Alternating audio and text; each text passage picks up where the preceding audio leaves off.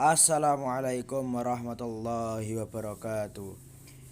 Di sini kita dari kelompok 10 yang beranggotakan satu Arif Sujai, 2 Bakti Satria Putra, 3 Ayu Nur Hidayah. Di sini kita akan menjelaskan atau mempresentasikan hasil diskusi dari kelompok kita yang berjudulkan manajemen rantai pasokan. Pentingnya strategi rantai pasokan. Manajemen rantai pasokan atau supply chain management menggambarkan koordinasi dari keseluruhan kegiatan rantai pasokan, dimulai dari bahan baku dan diakhiri dengan pelanggan yang puas. Dengan demikian, sebuah rantai pasokan mencakup pemasok, perusahaan manufaktur dan penyedia jasa, dan perusahaan distributor, grosir, dan pengecer yang mengantarkan produk dan jasa ke konsumen akhir. Tujuan dari manajemen rantai pasokan adalah untuk mengordinasi kegiatan dalam rantai pasokan untuk memaksimalkan keunggulan kompetitif dan manfaat dari rantai pasokan bagi konsumen akhir. Strategi 6 sumber. 1. Banyaknya pemasok. 2. Sedikit pemasok. 3. Integrasi vertikal. 4. Ventura bersama. 5. Jaringan Keiretsu. Yang keenam, perusahaan virtual. Berikutnya, isu-isu dalam mengolah rantai pasokan terintegrasi. Ada optimasi lokal. Optimasi lokal anggota rantai cenderung fokus pada maksimalisasi laba lokal atau minimalisasi biaya langsung berdasarkan pada pengetahuan mereka yang terbatas. Selanjutnya ada insentif penjualan, diskon kuantitas, kuota, dan promosi. Insentif mendorong barang ke dalam rantai untuk penjualan yang belum terjadi. Hal ini membuat fluktuasi yang akhirnya mahal bagi semua anggota rantai. Kemudian lot yang besar. Lot yang besar sering terjadi karena cenderung akan mengurangi biaya per unit.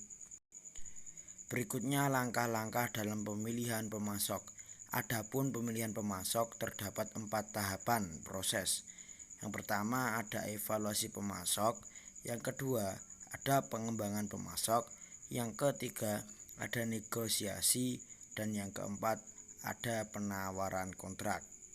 Oke, selanjutnya ada manajemen logistik, sistem pengiriman, jalur truk, jalur kereta api, jalur udara, jalur air, pipa saluran, dan multimodal.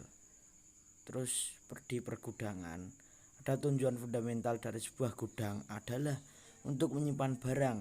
Namun demikian, beberapa gudang juga menyediakan fungsi-fungsi penting lainnya. Kemudian ada logistik pihak ketiga. Manajer rantai pasokan melakukan pengalih-dayaan logistik untuk mencapai 3 tujuan, yakni mengurangi investasi persediaan, mengurangi biaya pengiriman, dan meningkatkan keandalan dan kecepatan pengeringan. Oke, selanjutnya ada etika manajemen rantai pasokan. Yang pertama ada etika personal. Keputusan etis sangat penting bagi kesuksesan jangka panjang suatu perusahaan. Namun, rantai pasokan sangat rentan akan penyimpangan etika dengan staf penjualan yang cemas terhadap penjualan dan agen pembelian menghabiskan jumlah yang besar. Kemudian godaan melimpah. Kemudian ada etika di dalam rantai pasokan. Dalam era spesialisasi tinggi saat ini, banyak sumber daya perusahaan dibeli, menempatkan tekanan yang sangat tinggi atas etika dalam rantai pasokan. Manajer mungkin tergoda untuk mengabaikan penyimpangan etika oleh pemasok untuk pemasoknya. Kemudian ada perilaku etis terhadap lingkungan.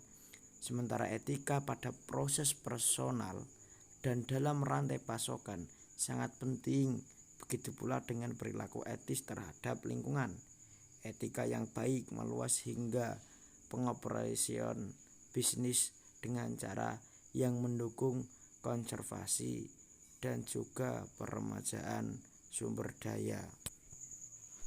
Ya, karena mungkin materi-materi yang sudah disajikan tadi sudah selesai. Mungkin saya mewakili kelompok 10 yang menerangkan tentang manajemen rantai pasokan. Apabila dalam menyampaikan materi dan juga tutur katanya masih banyak kekeliruan dan juga kesalahan, saya mohon maaf yang sebesar-besarnya. Dan juga nanti mungkin dalam penyampaian ini masih dirasa kurang, mungkin nanti setelah ini teman-teman bisa melanjutkan untuk sesi diskusi dan juga tanya jawab bersama. Mungkin itu saja yang dapat saya sampaikan. Sekian, wallahu muwaffiq ila aqwamit thoriq. Wassalamualaikum warahmatullahi wabarakatuh.